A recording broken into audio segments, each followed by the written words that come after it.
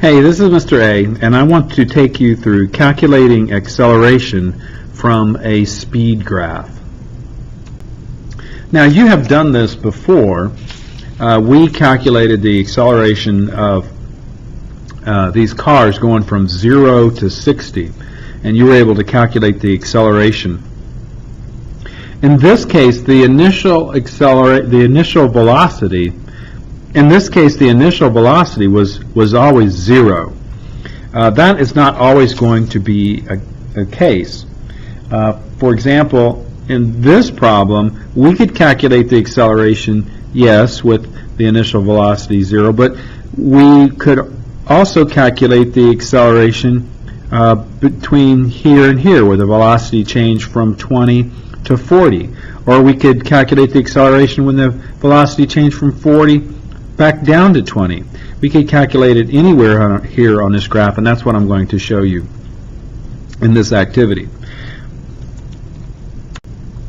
The first thing that I would like for you to do, though, is I want you to write the equation for acceleration here on your paper.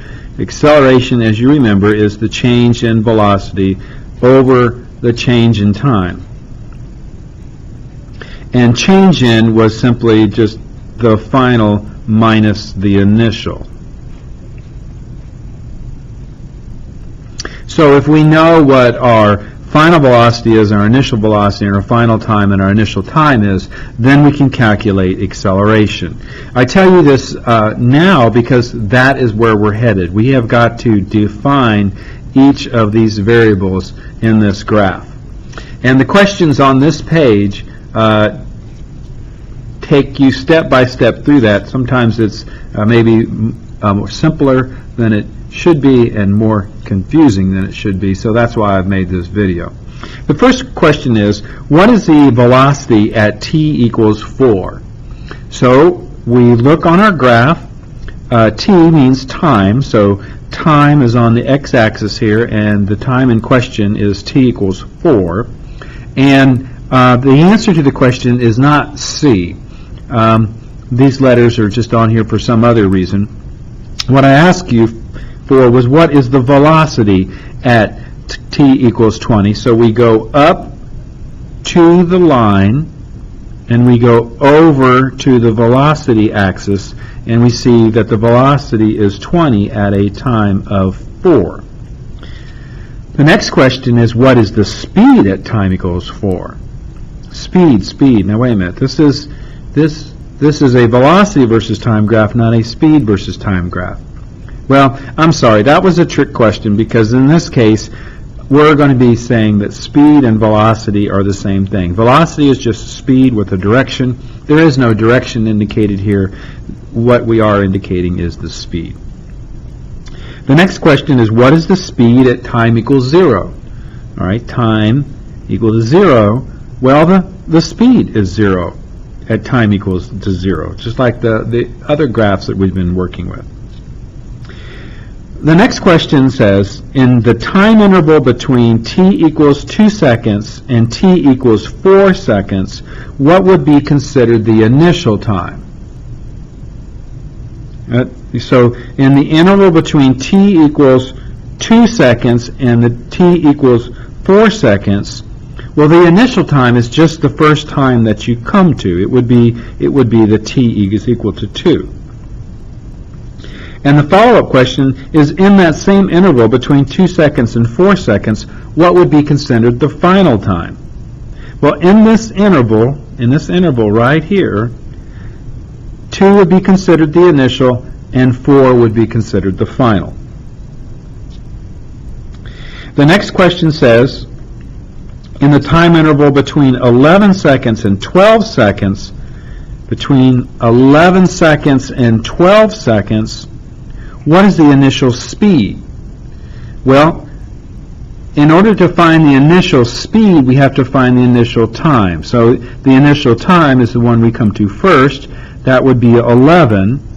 And so then to find the initial speed, we have to go up and then over to our speed axis, or our velocity axis, and that would be 20. So the initial speed at t equals 11 is 20. in the time interval between 2 seconds and 4 seconds, what is our final speed? So I'm switching it up again. I'm going back to this interval. In the interval between 2 seconds and 4 seconds, what is our final speed? Well, what is our final time? Well, in the interval between 2 and 4, the last time is the t equals 4. So t equals 4 is our final time, and to find our final speed, we have to go up and over, and again, it's 20. I guess there's a lot of 20s here, but the process is the same, even though we're getting the same result. Let's see. Then let's see here. Looking at the slope of the line between t equals 4 seconds and t equals 6 seconds, what would the acceleration be, negative or positive? Well, I don't know. Let's look at between 4 and 6. So this is the interval that we're looking at here. And on this speed versus time graph, this line is going up in a positive slope. So if acceleration can be calculated from the slope of the line on a speed versus time graph, then this positive slope would correspond to a positive acceleration. Okay. So that answers most of the easy questions there. The last question, 2 questions here, I want you to go ahead and calculate the acceleration between the interval of 4 and 6 seconds. And I've kind of taken this stepwise with you, so what I want you to do is I want you to fill in the values for these variables.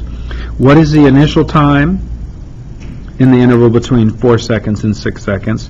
What is the final time? What is the initial velocity? And what is the final velocity? And then once you have those variables, then I want you to plug it in this equation up here for acceleration.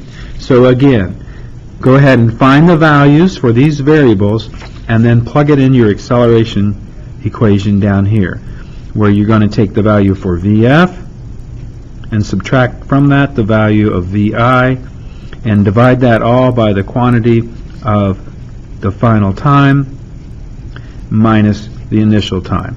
All right? Would you do that right now? Stop the video and make that calculation. Okay, so let's do this. In the interval between 4 and 6, our initial time is 4, our final time is 6, our initial velocity is 20, and our final velocity is 40. So you write those numbers in for our variables down here. So our initial time is 4, our final time is 6, our initial velocity is 20, and our final velocity is 40. And then we plug that into our equation down here. So that is final velocity minus the initial velocity divided by the final time minus the initial time.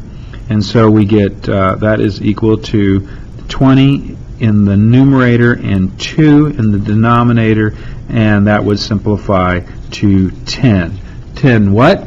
This is acceleration, and the units are meters per second squared. Okay?